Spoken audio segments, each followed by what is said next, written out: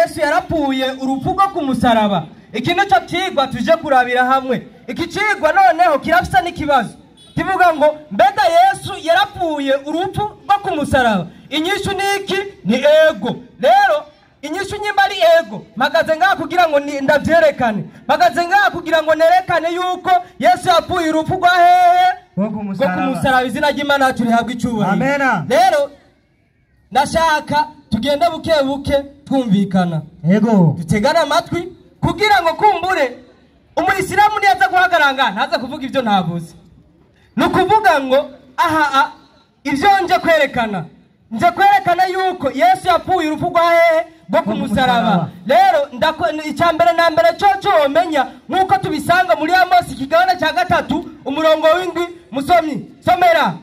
turasoma mu izina rya Yesu. Imana guhezagire cyane. Amosi 3 ku murongo w'indwi haravuga ngo ego erega umwami uhoraho ntazogira ico akora atabanje kwibira akabanga abasavyi biwe avugisha. Izina ry'Imana yacu rihabwa icubahiro. Amen. Nukuvuga ngo rero tubonye yuko ataco Imana ikora itamanje kwibira akabanga abasavyi bayo. Nukuvuga ngo Imana nta kintu na kimwe ishobora gukora abantu bayo batagizene batabizi. Izina ry'Imana yacu rihabwa icubahiro. Rero Imana yakoze byinshi, hari ibintu byinshi byagiye bikorwa. Ibyo sibyo nje kugira ngo magarareko. Jewe ico nje kuvuga ngaha nyimba Imana mu byo ikora imanza kubimenyesha abantu bayo. Mbega yo yaramenyesheje yuko na Yesu azoza hano kuri nasi, maze ni aza hano kuri nasi akazopfa kandi agapfurufuka ku musaraba.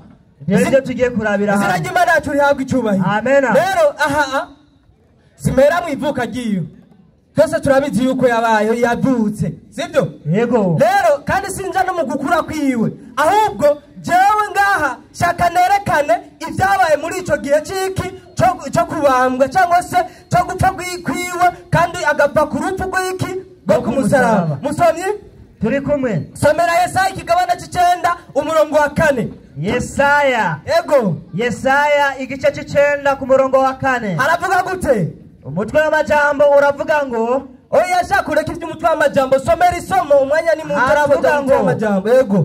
Kuko igiti ego cingogo bamuremeka. Kuko igiti cingogo bagirane bamuremeka. N'ubuhiri ego n'ubuhiri ego bamumukubita. Nyarutsa subiramo mwarimu. Haravuga ngo ego kuko igiti cingogo bamuremeka n'ubuhiri bamumukubita. Ego Butikogwa inkoni y'umuhahaza. Shaka wigereza. Aha tubonye yuko yaremeswe iki igiti cingogo. Ego. Sivyo? Ego. Rero mbega ivyo none byo byarashitse. Ibi ni Yesaya yabivuze, kandi Yesaya igihe yabivuga haraciye imyaka myinshi, maze Yesu acaragirane acarahawe. Bivuga ngo Yesaya yabaye imbere yande ya Yesu. Ngaho rero somera Yohana ikigabane cya 19 umurongo wa 17. Yohana ego igabane cya 19 ku murongo wa kangahe mwarimu? Wa 17. Murongo wa 17 hari amajambo avuga ngo ego babamba Yesu nuko basumira Yesu. Ego murongo wa 17 avayo yiyikorereye umusaraba. Izina ry'Imana yacu rihabwa icubahiro. Arabananya avuga ngo ego asika ahantu hitwa Nyagihanga. Shaka ugerezaho. Amen. Nukuvuga ngo aha tubonye neza yuko muri Yesaya twabonye ngo bamuremetse igiti cingogo. Noneho ngaha naho tukaba tubonye neza yuko yikoreye iki umusaraba. Izina ry'Imana yacu rihabwa icubahiro. Amen. Bivuze ngo rero nkuko twabibonye yuko ataco Imana ikora itabanje kwibira akabanga abasavyi biwe ivugisha. Rero tukaba tubonye neza yuko Yesaya yarahanuye, sivyo? Ego. Yesaya amaze guhanura yuko Yesu hari cyo azogirana, hari cyo azokwikorerego. Yesaya ariko arabivuga mu nkurikire. Yesaya ariko arabivuga yabivuga nkaho nivyo muri ico gihe mw'isezerano rya kera. Ego nukuvuga ngo abantu mwize Gifaransa murazi yuko hari ivy'imyanya, sivyo? Ego. Hariho umwanya wa kubu wakahise na kazoza. Rero umuyisilamu niyaza ngaha ahabaza kuvuga ngo kubera ngo byari byo muri kubu, sivyo?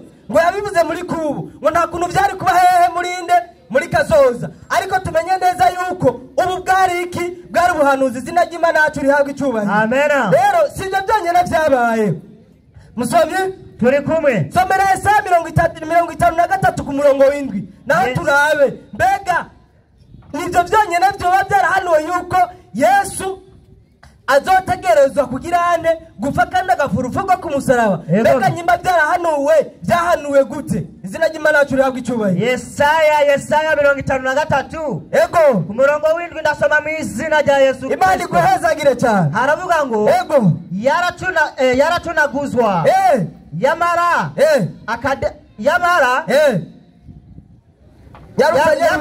ego akarendeka nukuvuga ngo yakura ku munwa nukuvuga ngo muri Yesaya 53 ku murongo w'indwi tubonye neza yuko ngo yaracunaguzwa sivyo egome amaze kubacunaguzwa tukabona neza yuko muri uko gucunaguzwa kwiwe nibihano yagiye aronka bigizene bikomeye bandanya yaratunaguzwa yamara akarendeka ntiyakura ku munwa ntiyakura ku munwa nukuvuga ngo yarahazwa abantu muri icyo gihe bari kumwe baramuhahaje ariko nta kintu yagizene nta kintu yigeze avuga none ko ari Yesaya yabivuze mbega niko byoba byaragenze musomyi turi kumwe mwarimu somera muri Matayo ikigana cya 26 wera ku murongo wa 62 kugera ku murongo wa 63 turabe mbega koko nyimba Yesaya yaravuze yuko yacunaguzwa Matayo 26 mwarimu ego murongo wa kangahe murongo wa 62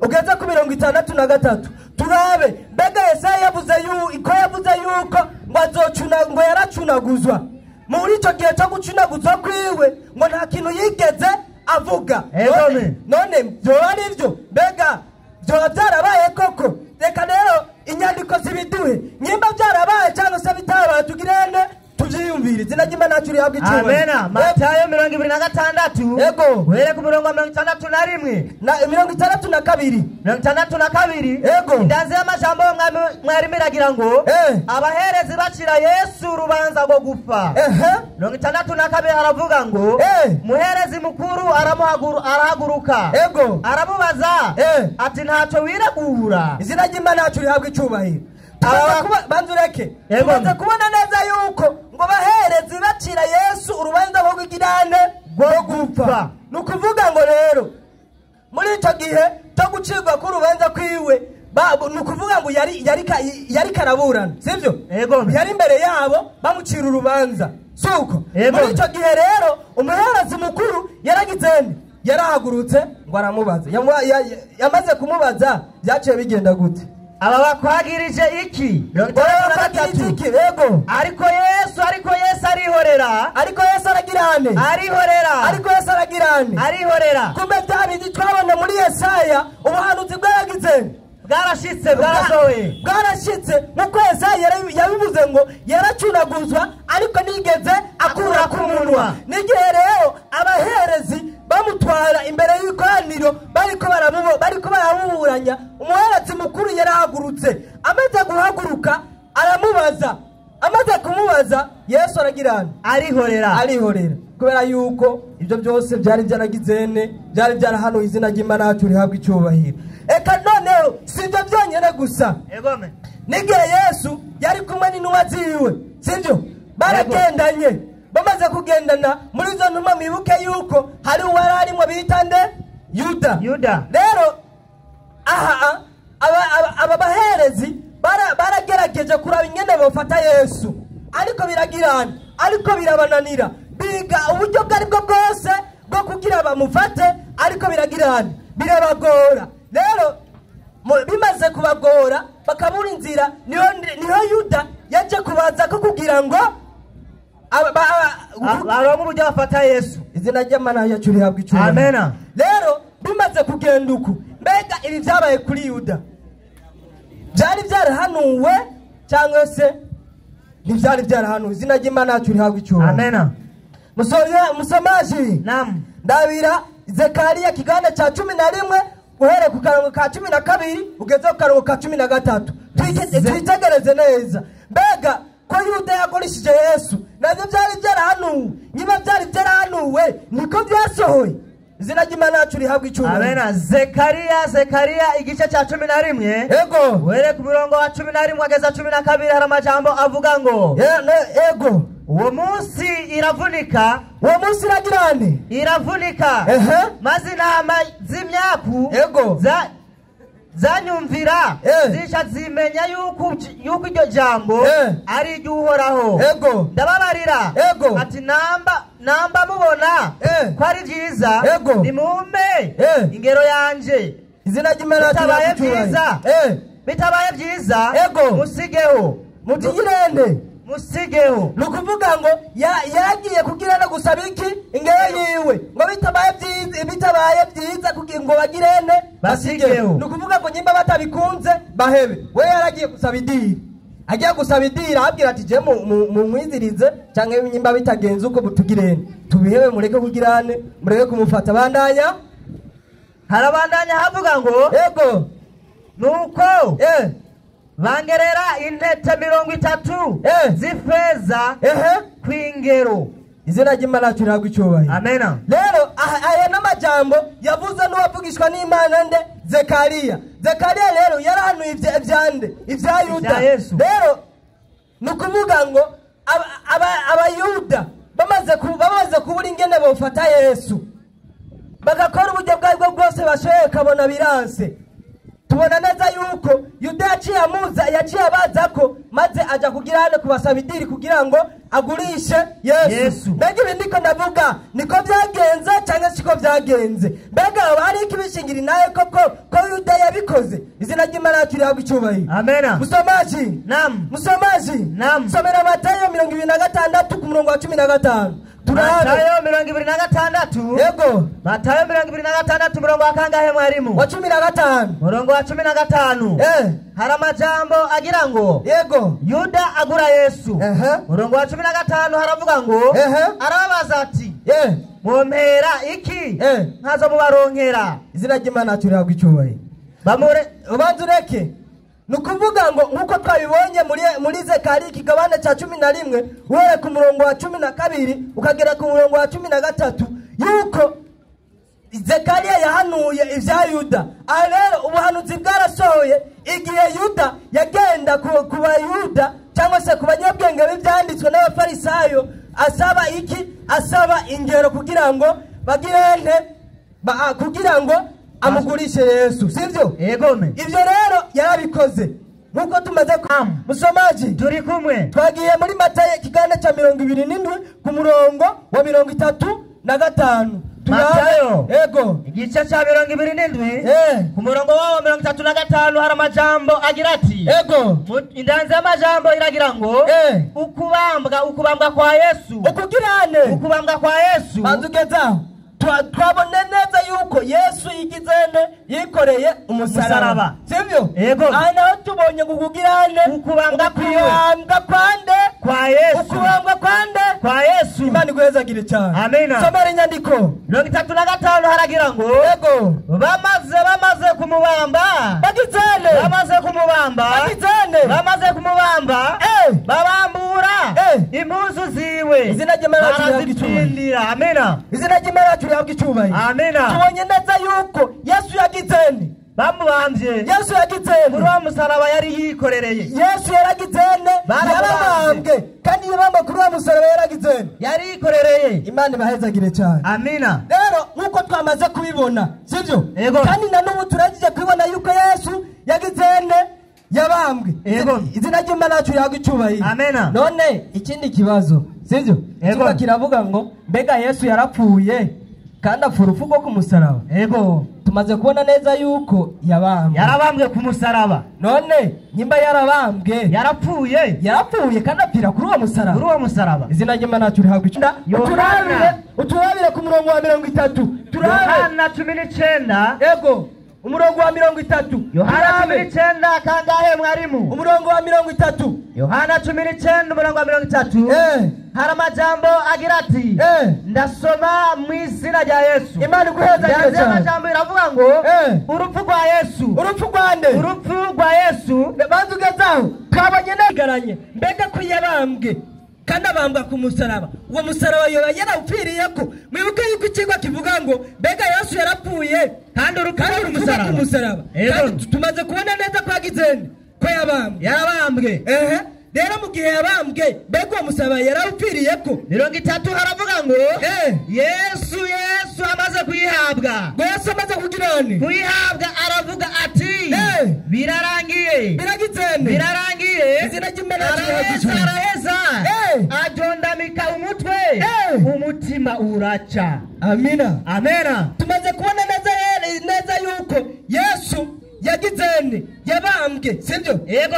Ndetse muri iryo somo duhejeje tubona neza yuko amaze kubambwa. Yego. Ano kuvuga ngo ahejeje kubambwa. Yego. Nukuvuga ngo umutima waragizende ucuraca. Umutima waraciye. Majambo Yesu abaracika. Kigwa rero kiravuga ngo mbega Yesu yarapfuye kandi apurupfu rwo ku musaraba. Yavuga ngo mwarimu wahejeje kuvyerekana neza cyane. Yemwe umuyisilamu agomba ze hano aze avuge nyimba ivyo mvuze ari byo cyangwa atari byo. Nukuvuga ngo tumaze kubibona neza. Yego. Ndetse akari nyuma karagirana karahinda. Jewe nerekanye nkuko ikigwa igirane kivuga. Nukuvuga ngo uko ikigwa cyavuze ngo mbega Yesu yarapfuye uvuga ko umusaraba avuga ati yego. Ndetse nkaba mejeje no kugirane no kuvyerekana yuko Yesu yapfuye urupfu kandi umusaraba. Imana ibahezagire cyane. Amena.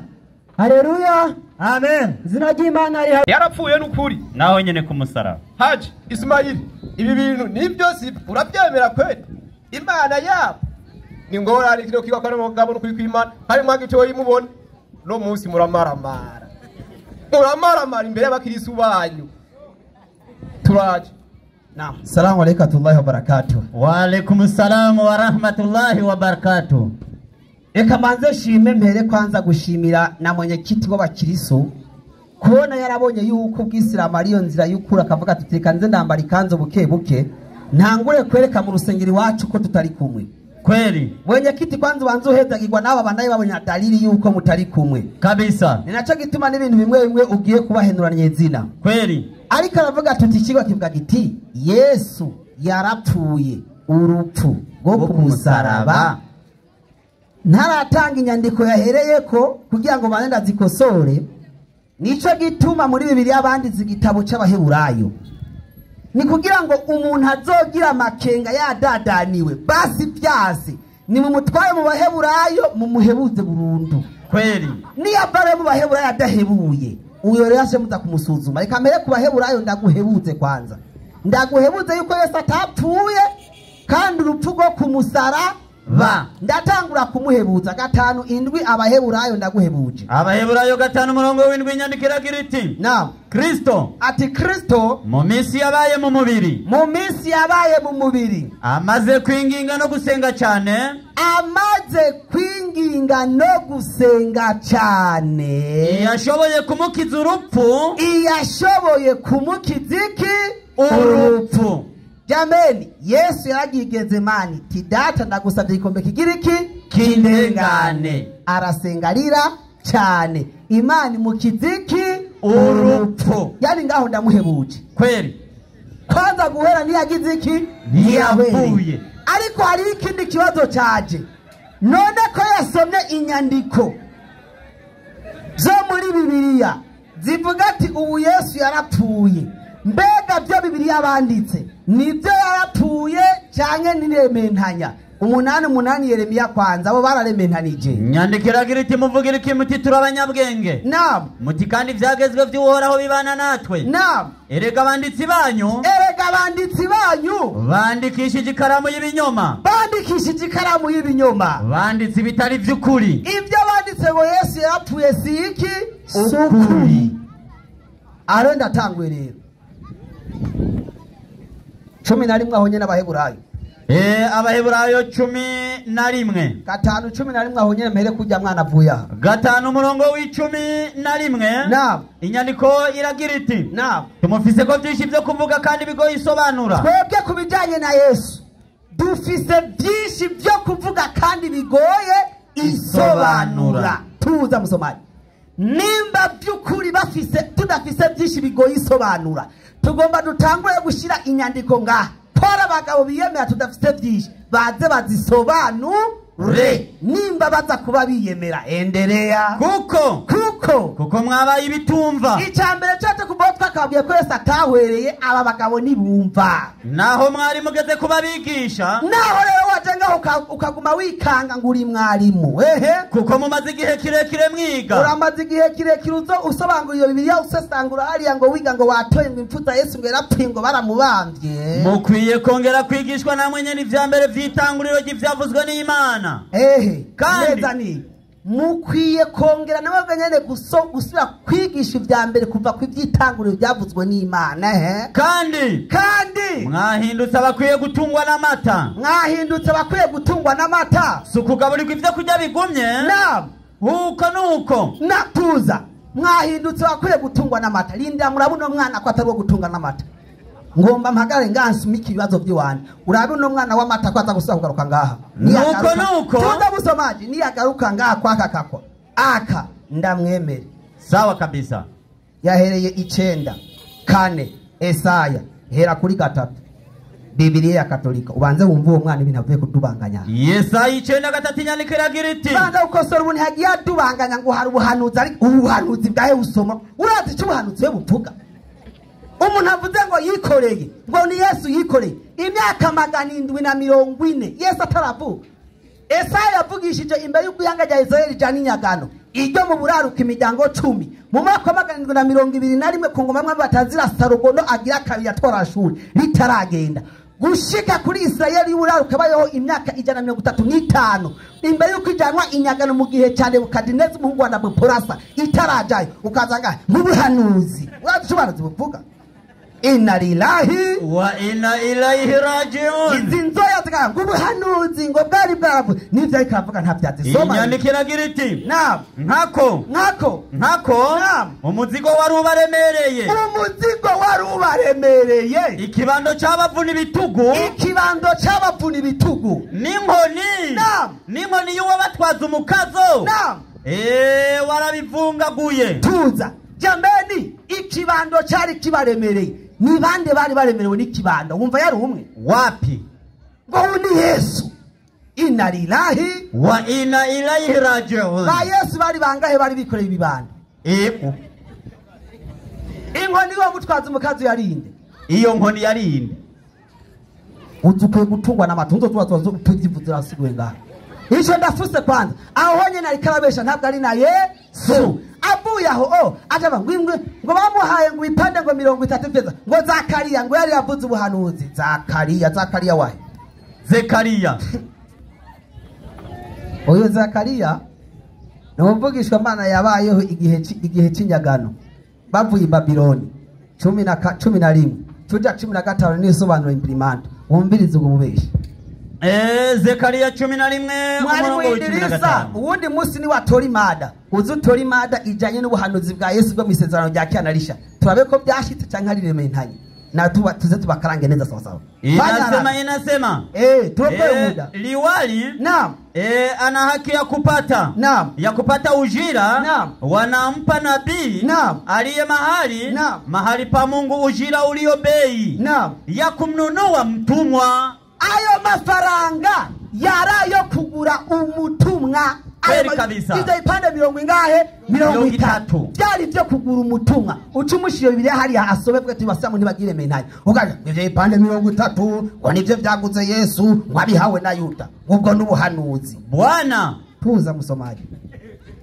Ubwo n'ubuki n'ubuhanuzi. Ubu mu gihe cya Zakariya bariko bigurira umutumwa. Hama wowe ko bikorera umukozi azaza kubakorera namwe ngo byari byerekeye nde ngo Yesu. Ngo ngibingo byagize iki byarashitse. Ariko acaravuga tuti akanure kaciye kanyohera. Ngo Yesu ngo byarase ngo ingende ngo yo kwitanga. Yo ndavuga tuti Imana ishimwe ti tawuniho nashaka. Kweli. Mbega ibyo bipande 30 nimba yabitanze. 2 Luka ikibazo cya mbere gice cinjiraho. Ubutumwa bwanditswe na Luka 2 umurongo wa 2. Inyandiko iragira iti, naam, mwumvirize neza wa mwana we, ujya mwana kwiye gutungwa n'amata akurikirana inyandiko. Inyandiko iramubwira iti, naam, abaherezi bakuru n'abanyabwenge b'ivyanditswe, abaherezi bakuru n'abanyabwenge b'ivyanditswe. Tuza, iyi ni imigwi ibiri, hari umugwi w'abaherezi bakuru n'umugwi w'abanyabwenge b'iki b'ivyanditswe. Kugira umuntu yicwa muri Israeli hakorana inama y'abaherezi 71 yitwa Sanhedrine. Iyi nama yakorana incuro 13. Iyi rero Sanhedrine nimba yarakoranye, nico gituma tuno munsi tukicara ngaho kadare dusuzume nk'abasomyi. Mbega Sanhedrine umunsi wa mbere yicaye gute kugira ngo itange itego ry'umuntu apfa? Yaritanze gute? Bisinze irihe kosa? Mbega bamutanze yakiriwe nande? Vyagenda gute? Mbega watanzwe kunyongwa yanyongwa nande? Kweri muragenda bakababesha ngo miko maso Bibiliya kuba kwazwa n'umuntu bateguye bataribwo, baza basomye babiri twace ku ntebe ya Bibiliya.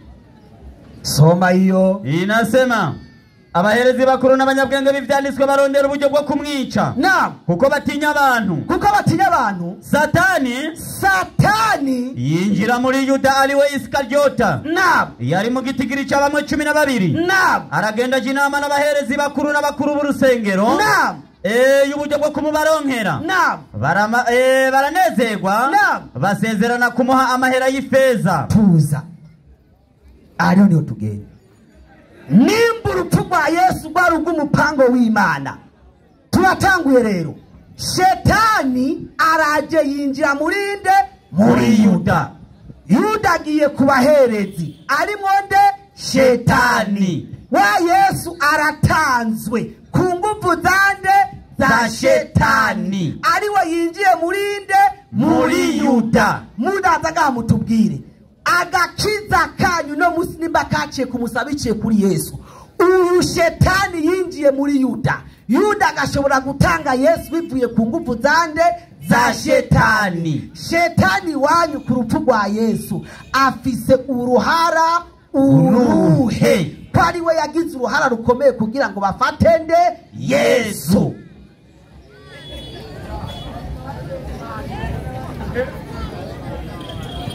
Ibindi byose mwemu yera yaza kuri Yesu, ariko hageze ku rupfu ngo hagende Shetani. Wa Yesu nivyashika agapfa yatanzwe na Yuda. Yuda yinjiwemo na Shetani. Bisigure umugambi w'urupfu rwa Yesu utuda gufata abaherezi na Yuda hamwe ku nguvu zande za Shetani. Agakiza kose bacabaza kugakesha Shetani, kuko ari we yinjiye muri Yuda. Yuda iwanyu na Shetani afisa akahe gaciro ko ari we yakoze uruhara rukomeye Shetani?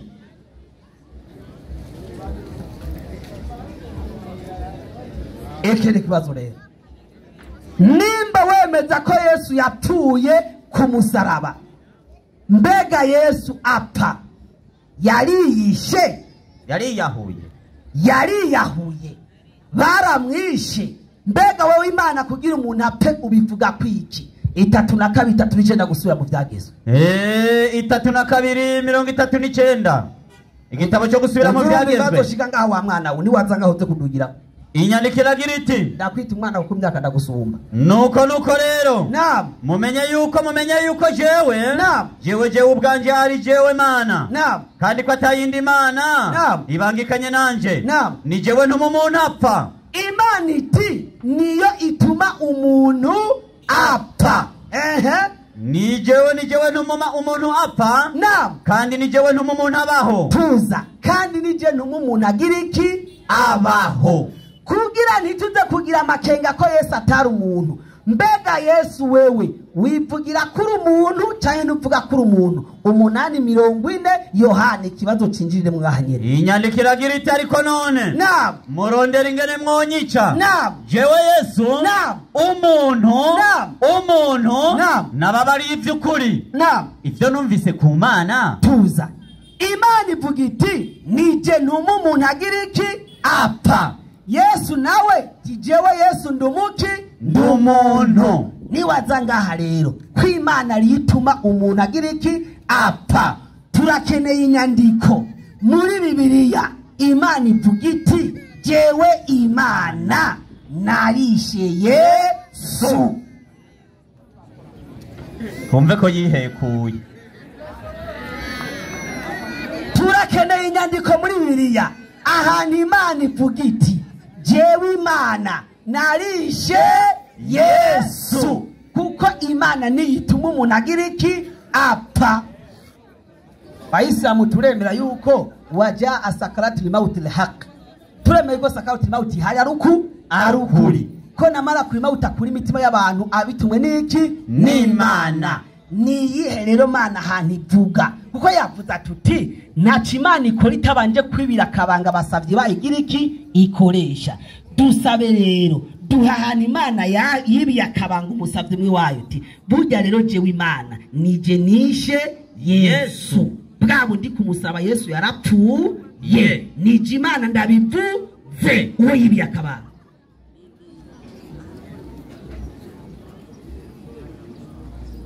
Mwarimu yaje ngaha yariko ariterera inkuru ko nta kintu kifatika kizimarazana Wapi? 2001 2002 gusubira mu byageze ndangirize kuno murongo 2001 2002 inyandiko igira iti umuntu ntiyakora icyaha gikwiriye kumwicisha. hamba turindire ngira ngo barazana mwarimu muzima hamba rero yumva ibibombe Bakamwica mukamumanika ku giti. Ati umuntu ntiyakora icyaha gikwiye kumwicisha, bakamwica bakamumanika Ku giti. Tuza. Bibiliya isezerano rya kera igizwe mu bice bitanu.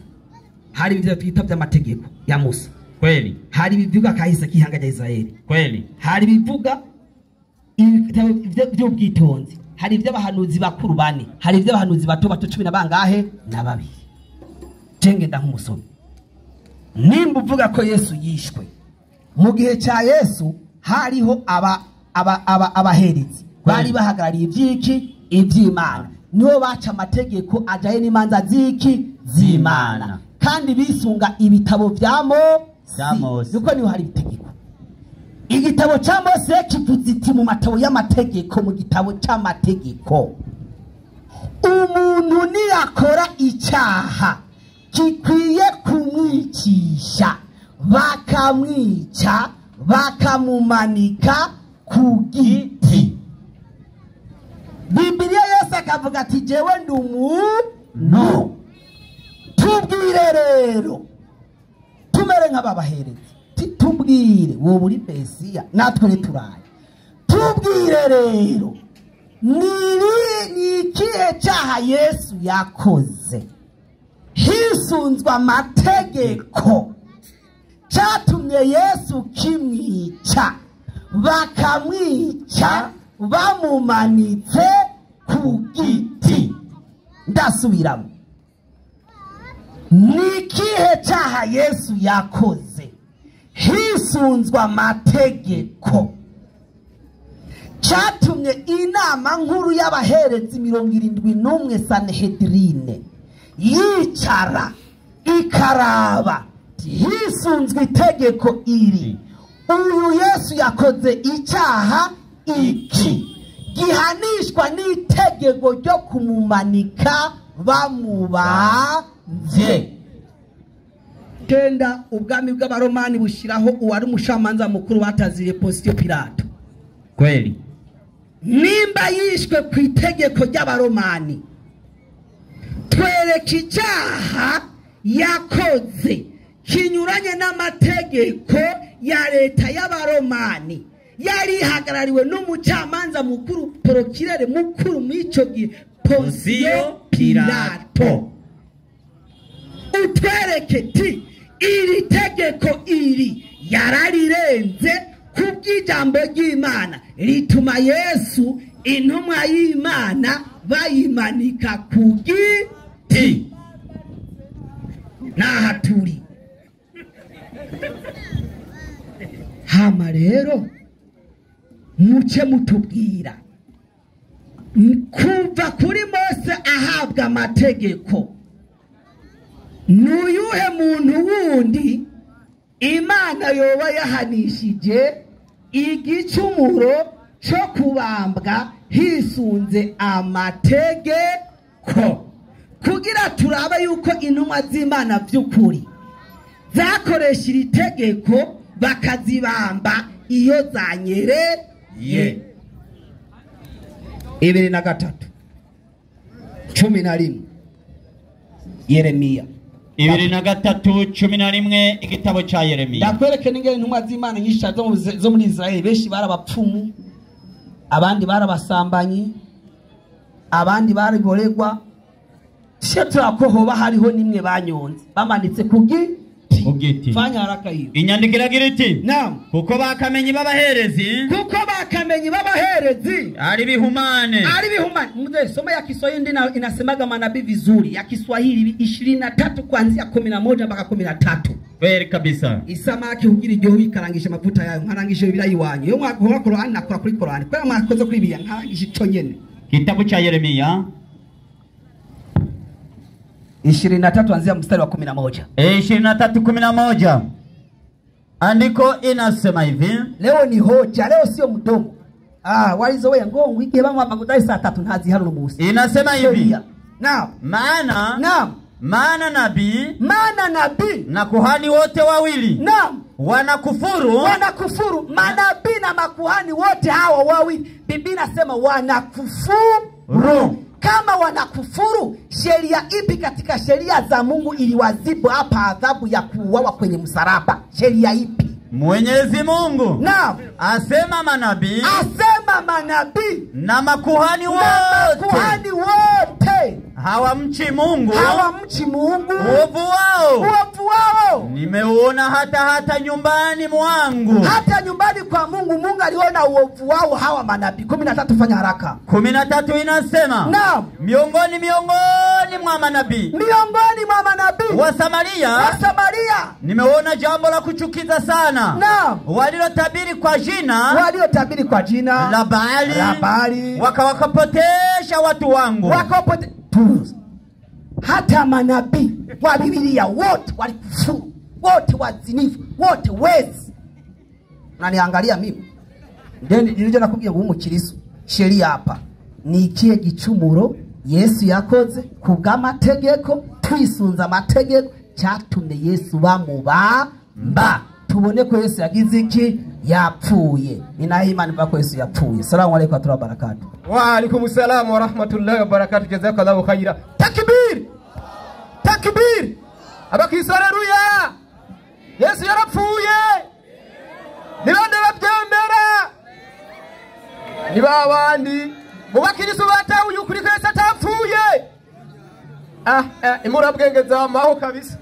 Mana yanje. Yatumuye iki Yesu kugira ngo abambwe.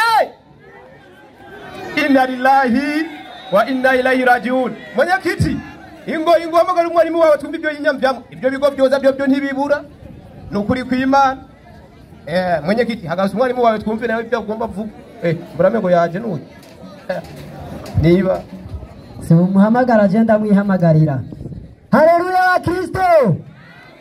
Abanedere bugire kuturabe. Hari